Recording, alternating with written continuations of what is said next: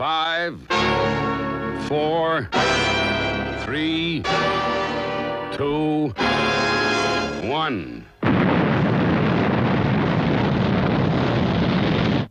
Thunderbirds are go.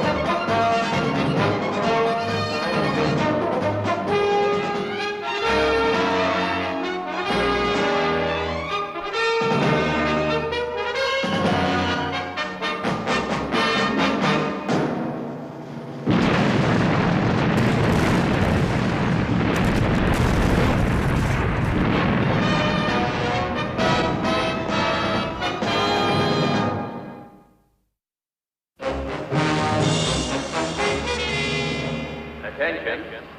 Solar Control Center to all personnel. 19 minutes to liftoff. Clear launch area. Repeat. Clear launch area.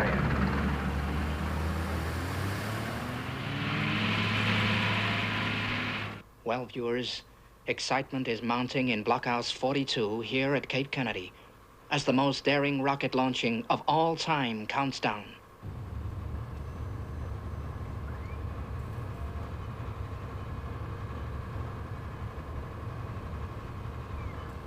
Launch site clear in 15 seconds.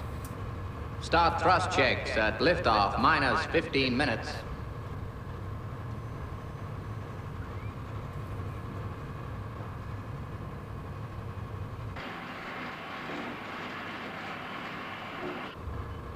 Thrust checks minus 10 seconds.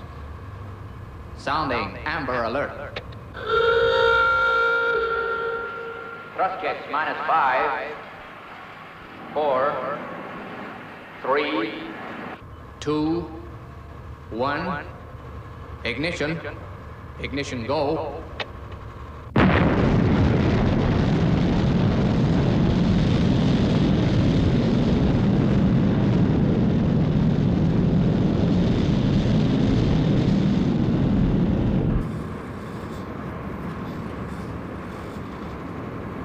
£17 million thrust and increasing. Thrust checks green. This new launch technique has been made possible, viewers, by the use of a revolutionary new fuel, the manufacturing of which is top secret. Only about 8 minutes to liftoff.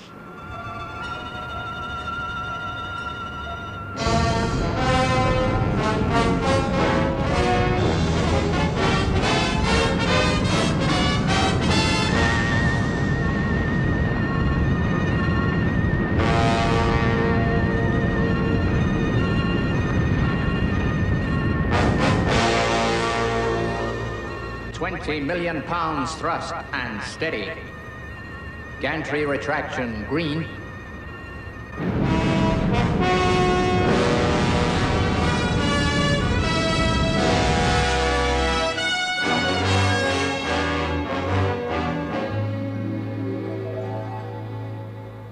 Rocket fuel from water. It hardly seems possible, Borinder. If anyone could hear you, and I'm glad they can't, they would think that you had nothing to do with this new process. My dear Professor, you would have succeeded without me. Sir Jeremy, I had been working on this project for 10 years without success before you joined me. Remember?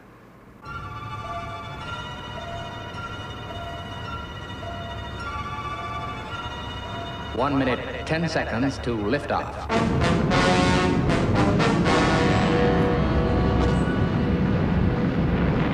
$60 seconds to liftoff. Stand by to release fuel injectors. Only a few moments remain, viewers, before we see the liftoff of Sun Probe, so named because its enormous power would enable it to fly into the sun on full power. History is indeed in the making here at Cape Kennedy. Good luck, old man. This is it, Sir Jeremy. This is it. Stand by, solar module. 13 seconds. Commencing final countdown. 10, 9, 8, 7, 6, 5, 4, 3, 2, 1. Full power. Liftoff.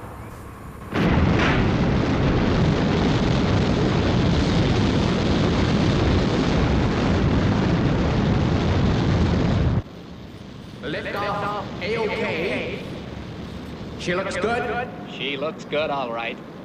It was known all along that the risk of failure on this project was at liftoff. But the liftoff was pretty. Very pretty indeed. This success could not be better timed, coming as it does 2 days before the all-important international conference at Paris.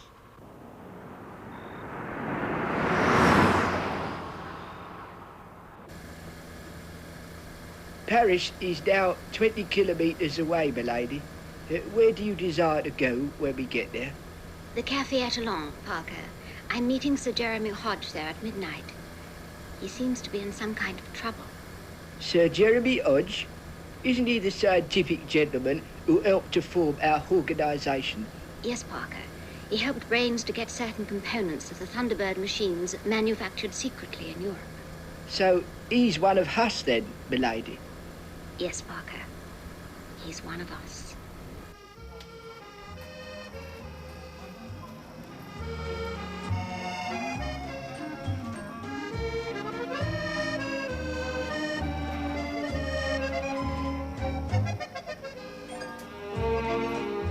Ah, Paris in the spring.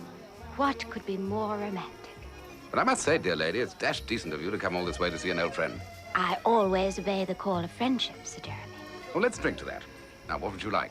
In Paris, I always drink Pernod. Very well. A Pernod for Madame and a whiskey and soda for me. Yes, monsieur.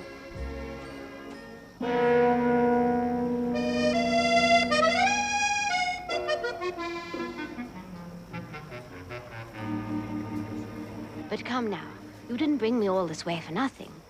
Why the air of mystery? Why this midnight rendezvous? Is it safe to talk? Did anyone see you come here? No one. Apart from Parker, nobody knows I'm in Paris. Good. What I'm going to disclose is for your ears only. You know of my old friend, Professor Borrender? You mean your colleague at International Research Laboratories? 2 nights ago, after the international conference here in Paris, I saw him off by train to Ahmedabad. When the train reached its destination, he simply was not on it. Careful.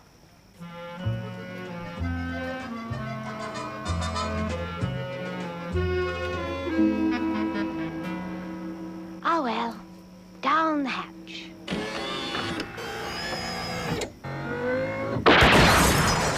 Drink. Beg pardon, milady, but the drink was drugged.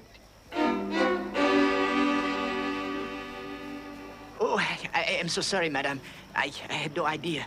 The gentleman asked me for a light, and he must have put something in your glass when my eyes were blinded by the flame. Oh, dear, how tiresome. It looks such a pretty Pernod, too. Any sign of him? Not a dashed thing, Penelope. I'm afraid he gave us the slip, milady. It looks as if he's left something behind.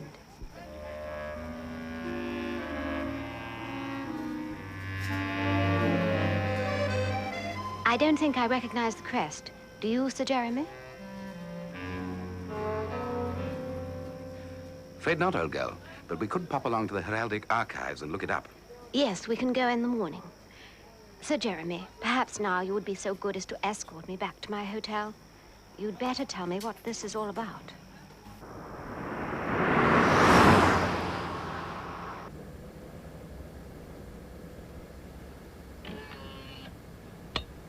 First of all, you are certain that Professor Borrender traveled on that train?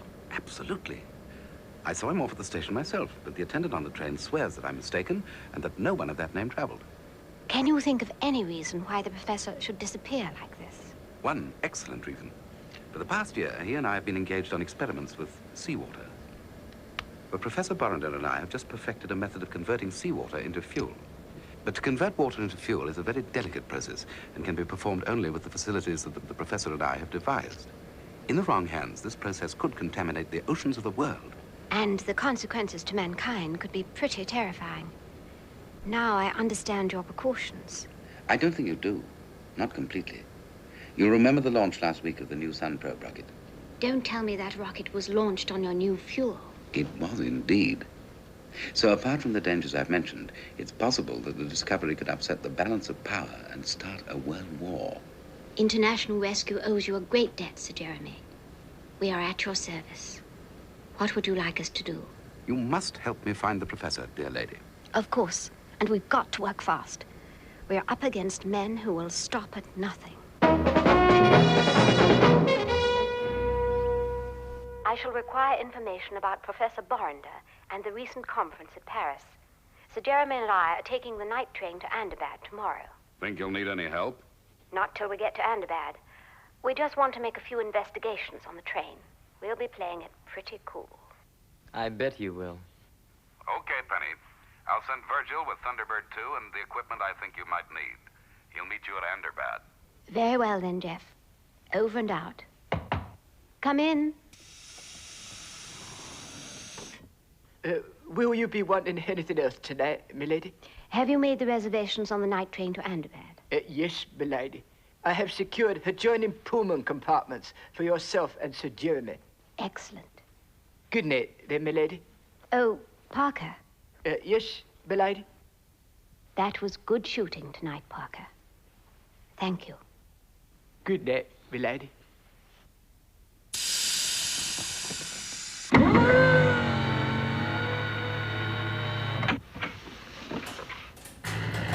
Well, Tintin, another rescue operation is underway. I'm sure the boys are sorry they're not joining Penelope in Paris. And I can't blame them. Oh, there'll be time enough for sightseeing later. Right now, they're needed at Ahmedabad to make investigations at that end.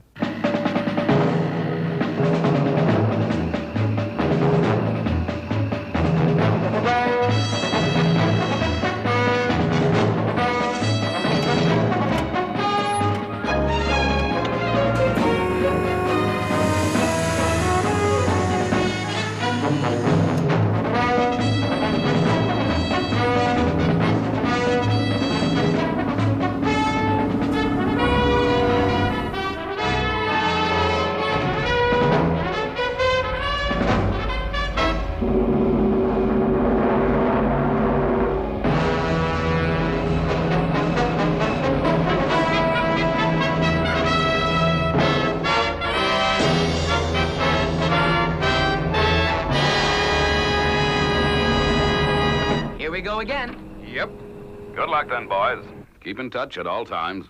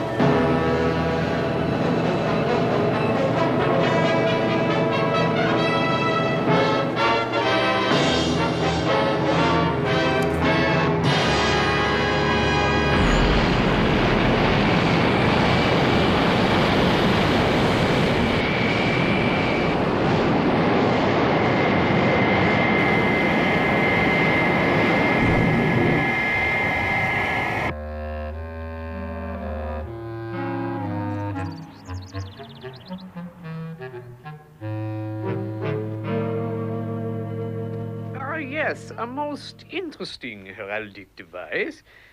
Yes, I think you've come to the right place. If you go down to our lower vaults, you'll find what you're looking for. Capital. And where might they be? Down these steps, monsieur.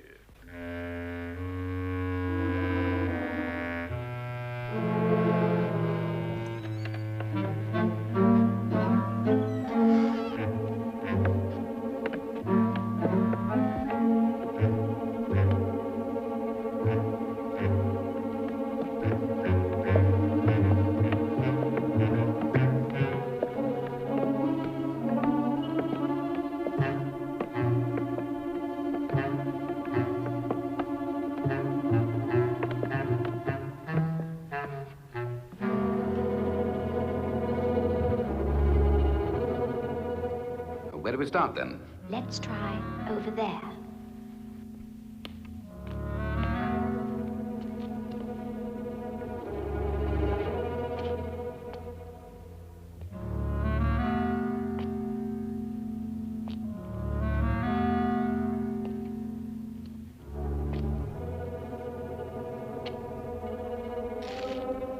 I say, it looks as if someone's been here recently.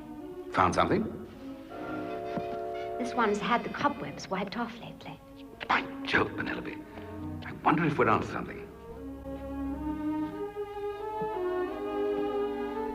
Look, these crests are remarkably similar.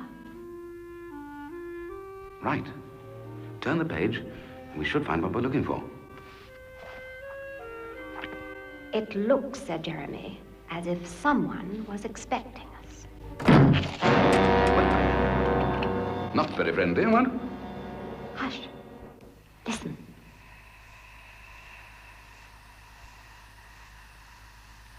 By Jove. It's gas. And not a window in the place. A very clever way of disposing of us. Well, we'll soon see about that. Here, you out there. Are you listening? Open this door. Do you hear? Open this door at once. I thought that librarian was a phony. Of course. He must be the stranger at the cafe who tried to poison me. He must have remembered leaving the matchbook behind. By Jove, the gas is simply pouring into the room. Never mind, Sir Jeremy. Parker will have us out of here in no time.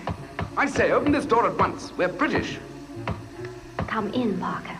Come in, Parker. Can you hear me? Loud and clear. Keep a lookout for a stranger leaving the building, probably wearing a green jacket. Yes, milady.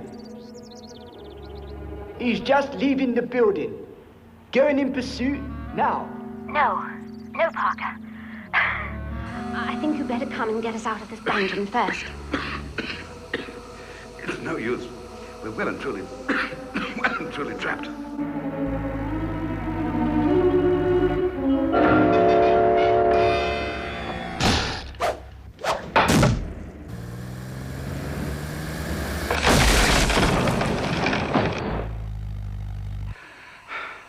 Just in time. Are you all right, Penelope? Yes, perfectly. I knew Parker wouldn't let us down. Sorry to keep you waiting, milady. The next step is to get to Ahmedabad. Come, Sir Jeremy. You and I have a train to catch.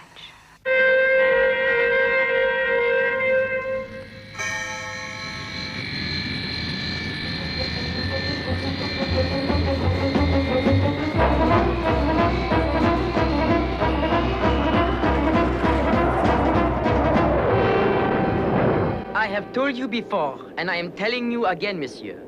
I had no Professor Brenda on this train. Well, I'm telling you, young fellow, that you had, because I saw him off the station. Come now. Perhaps you were mistaken. No, not mistaken. Excuse me, please. I must go. Perhaps, after all, I'm the one who's mistaken. Perhaps I imagined the whole thing. Nonsense. That attendant is clearly hiding something. Well, come now, Sir Jeremy. It's cocktail time. No one's going to deprive me of my Pernod this time.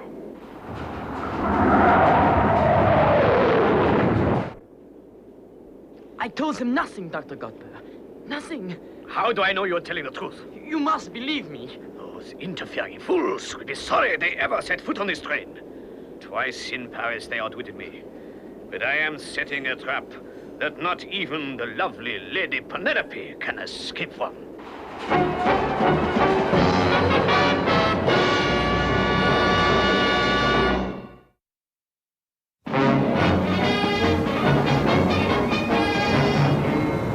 Okay, Father, will do. And when you get to Anderbad, make a landing on hill GF/0. From there, you ought to get a good view of Penelope's train as it emerges from the Anderbad tunnel. Say, that's some length of tunnel. Yeah, must be pretty lonely inside that mountain. Any more news from Penelope? No, I expect she's just sitting back enjoying the trip.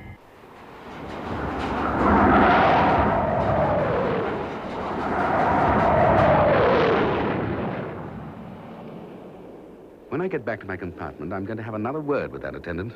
Very well, Sir Jeremy. But now, let's forget the whole thing for a moment and drink our coffee. I say. What's this? Beware, you are dealing with desperate men.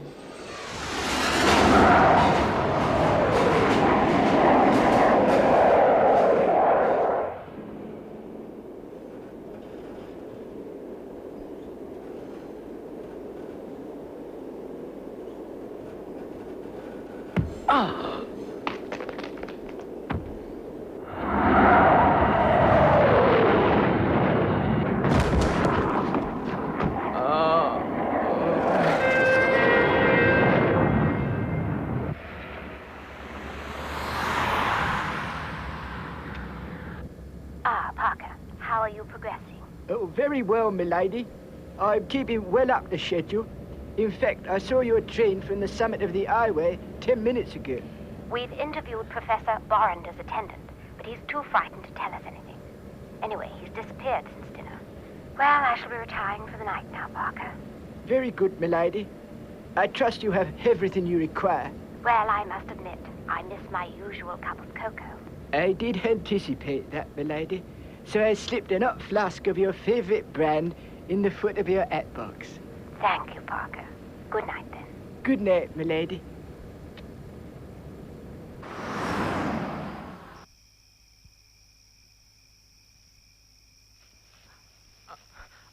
I must warn them. I must stop the train.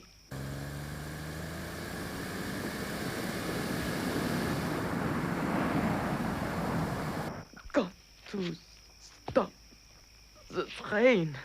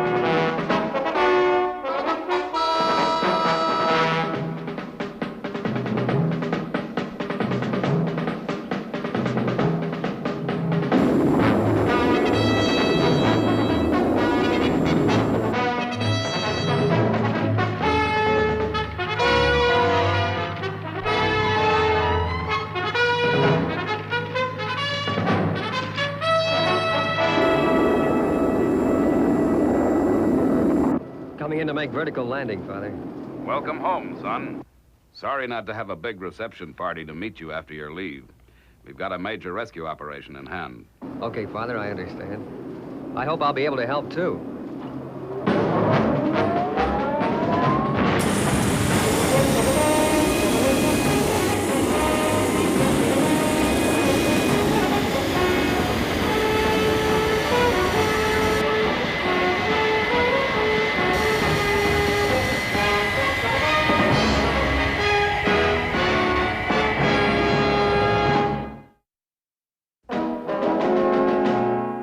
So you see, Scott, the forces of international rescue are converging on the city of Anderbad from 3 directions.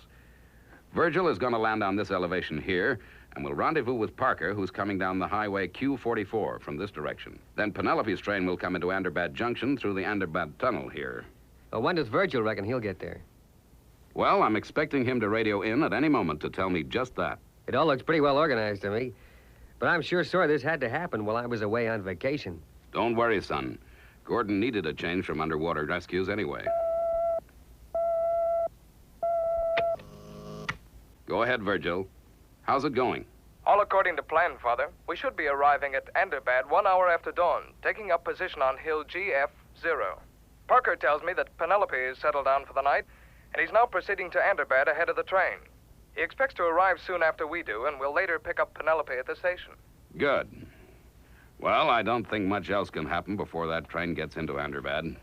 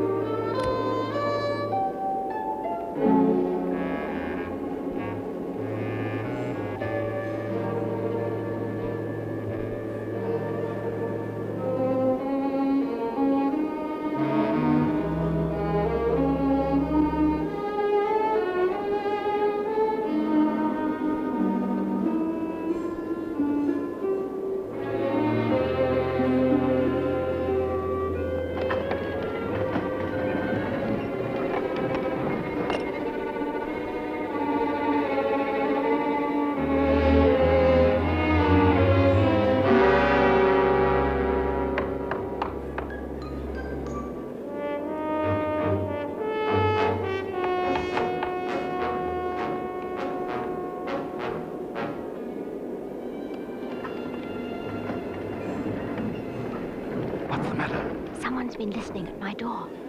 Come along quietly so as not to waken the other passengers.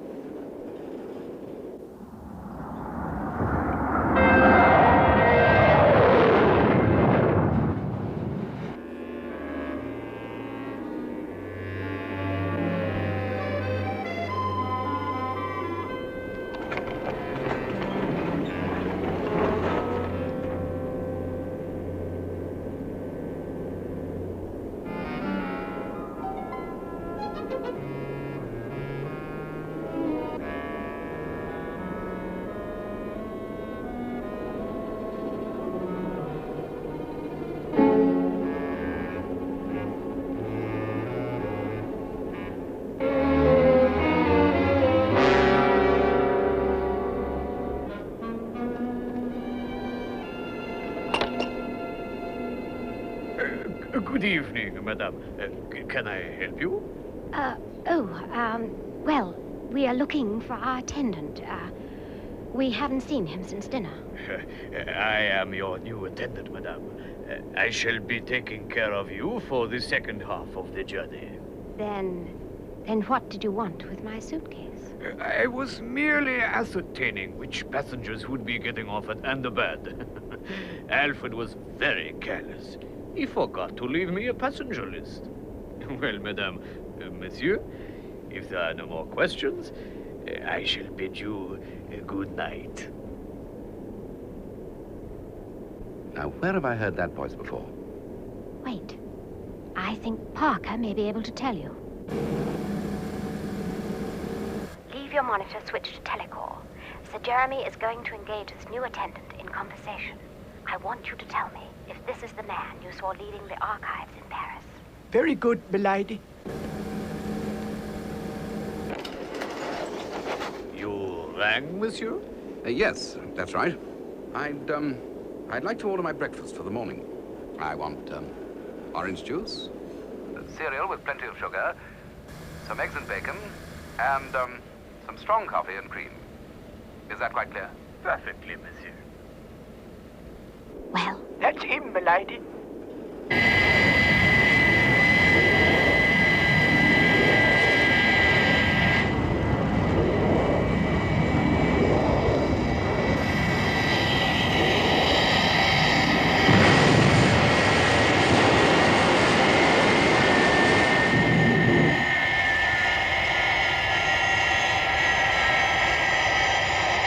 Hey, Father was right. We got a great view of the railroad.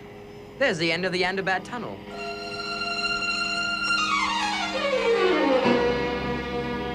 Yep, that's where Penelope's train will be coming from.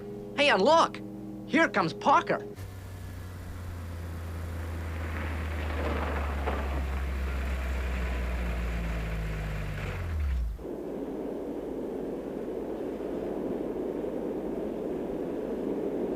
Nearly at Anderbad. We should be entering the tunnel soon.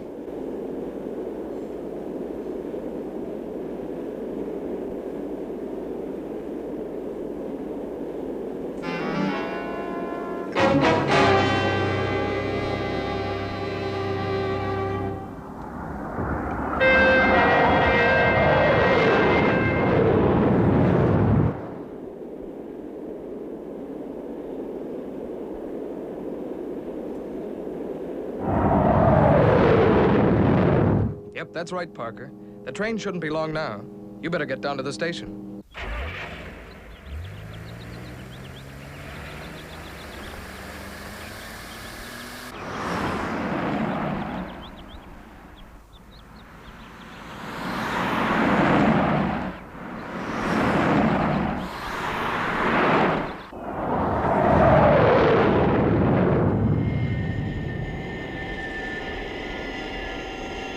something's happening.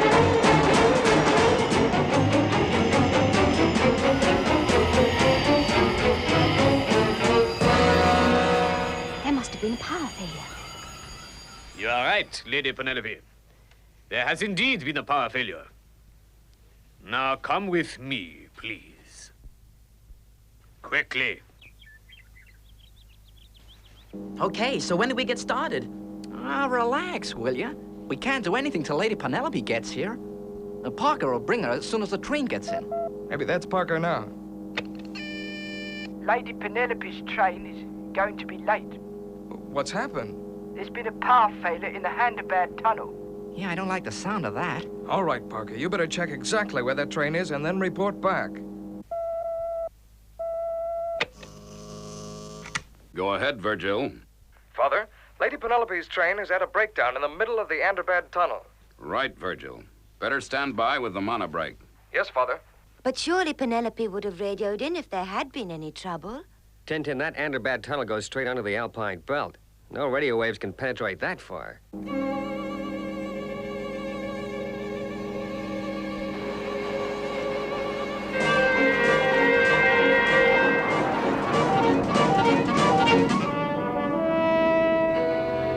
Father, the train is now coming to Anderbad, and Parker has confirmed that Lady Penelope and Sir Jeremy are not on it.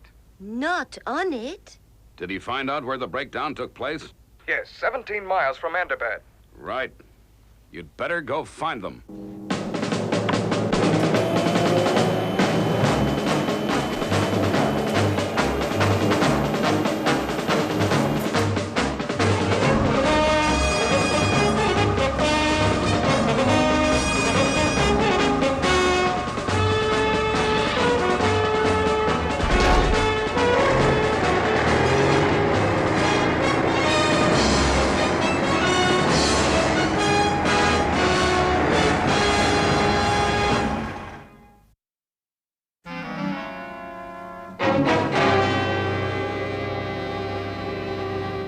Well, now that you've got us here, what do you intend to do with us?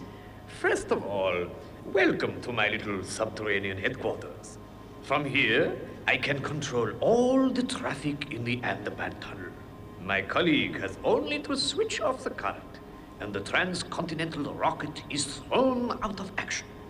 A useful little trick, but a dangerous one if used too often. I suppose this is how you kidnapped Professor Borrender, too. Precisely. When I saw that you suspected me, I was greatly tempted to hurl you both from the train as I disposed of that stupid attendant, Alfred. But you will be much more useful to me here.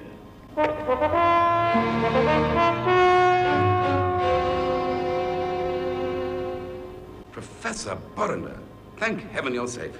Sir Jeremy, how on earth did you find me? Borrender, who is this blackguard? Forgive me, Sir Jeremy. I am Dr. Godber. You no doubt have never heard of me, but I know much about you and the fascinating discovery that you have made, along with Professor Borrender. He was present at the Paris conference last week and knows about our experiments. The conversion of seawater into fuel. A brilliant achievement, gentlemen, and one which I intend to make use of. You will never get us to tell you the formula. Never. With you, I have so far failed, Professor. But I think that now I have captured the lovely Lady Penelope, I can make you and Sir Jeremy talk.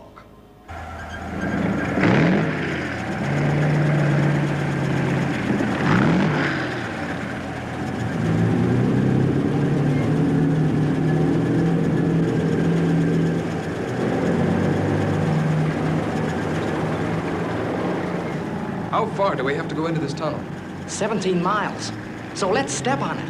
When did they say the express was due? Now relax, will you? We've got the place to ourselves. I wish I could figure out what's happened to Penelope and Sir Jeremy. We'll find them. They can't have gone far.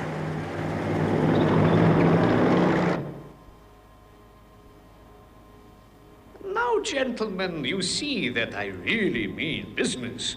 Perhaps you will tell me the details of your conversion formula. Never. Even if we told you, what good would it do you?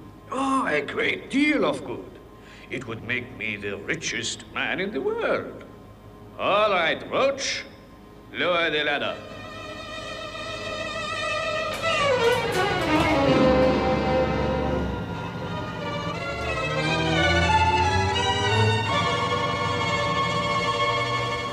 You barbaric fiend! Now, all we have to do is wait for the express to pass. I think it should be entering the tunnel in about 9 minutes.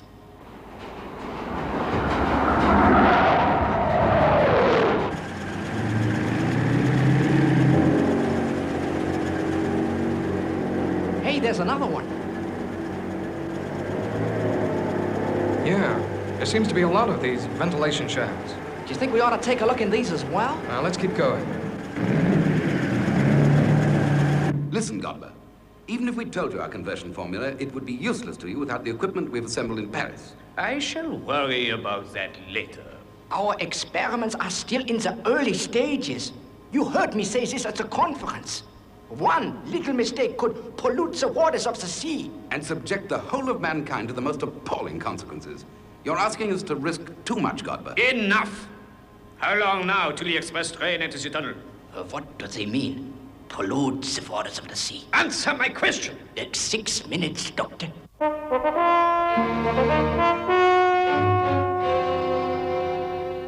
Hello, Father? Still no sign of Virgil and Gordon. Or anyone. All right, Alan, be patient. Tell you what, Father. I'll just get onto my hover bike and mosey up that tunnel. No, Alan. You're needed where you are. We can't risk any more lives. Father, just let me fly out there in Thunderbird 1. I could be out there in a couple of hours. Yes, Scott. But the express will be there in a couple of minutes.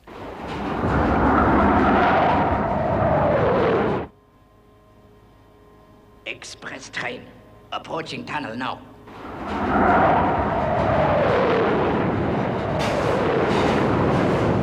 Express now in the tunnel.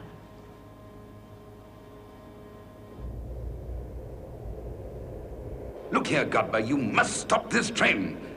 Cut the power and we'll talk the whole thing over. Certainly, Sir Jeremy. You have only to tell me your formula, and I shall willingly cut the power.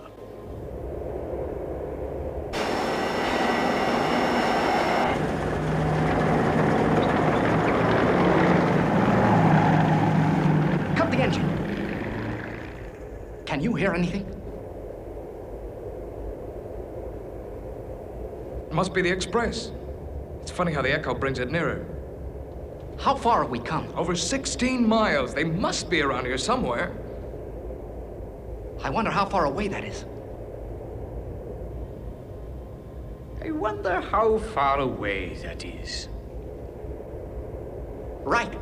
Let's see what's round that bend.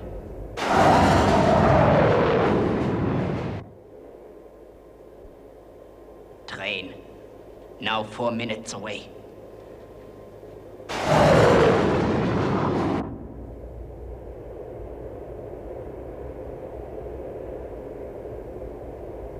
Soon I shall have to turn out the lights so that no one sees us from the train. They may catch a glimpse of Lady Penelope, of course, but by then it will be too late to stop. For the last time, Godber, won't you listen to reason? The fuel conversion formula would be useless to you. Cut this poor girl down and we'll explain the whole thing to you in our laboratory in Paris. 2 minutes.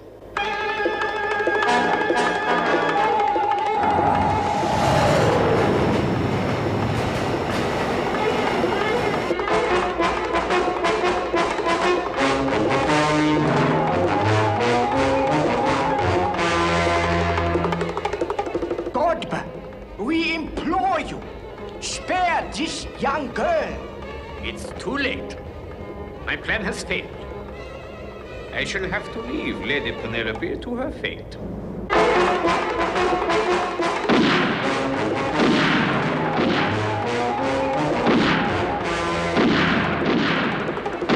Get down.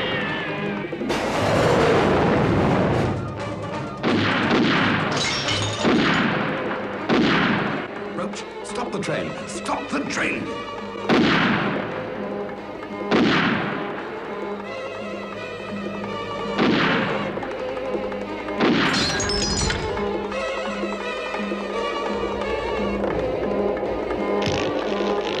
That means we can't stop the train.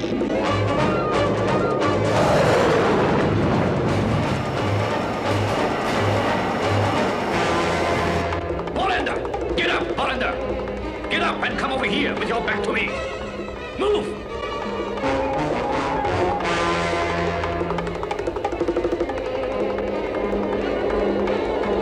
Okay. I'll give you 10 seconds to throw your gun down and come out with your hands up.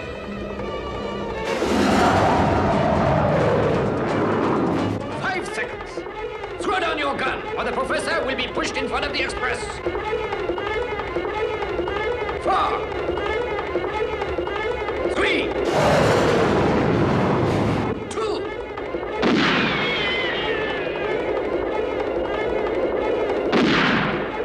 Here she comes.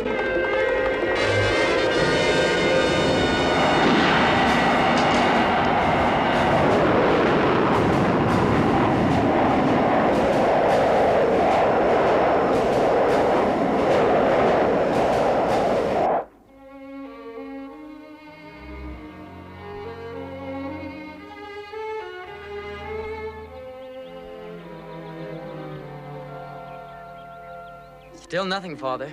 Nothing has come out of that tunnel since the express. 20 minutes ago. Looks like something went wrong. What can have gone wrong? Give them 5 more minutes, Alan, then you'd better... Hold it!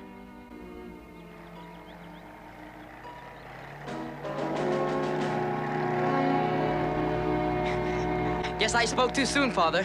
They're all okay. Looks like another rescue operation is successfully completed.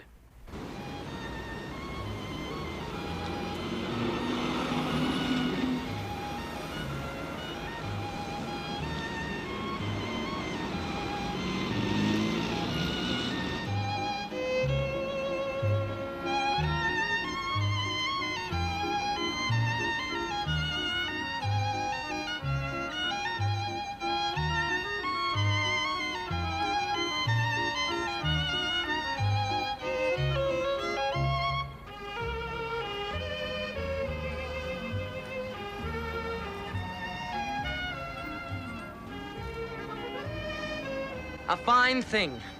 My first night in Paris ever. And I get serenaded with gypsy music. Now that will do, Alan. You just drink up your coke. I don't get it. As soon as we get back to Paris, all the other fellas push off to the Follies. Why not me? Because you're too young.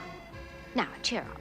Parker will be along in a minute to take us to the best nightclub in town. Oh, great. I love dancing with Parker. He does a very interesting rumba, they tell me.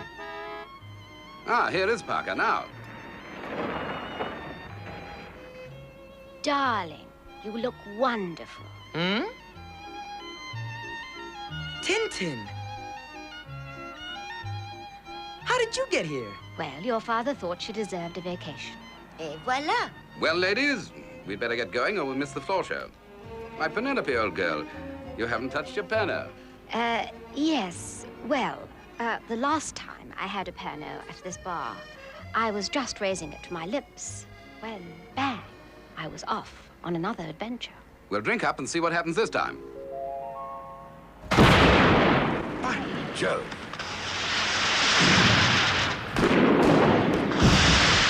Hey, Tintin, look at that one. How beautiful. Joe, Penelope, do you see that one? I say.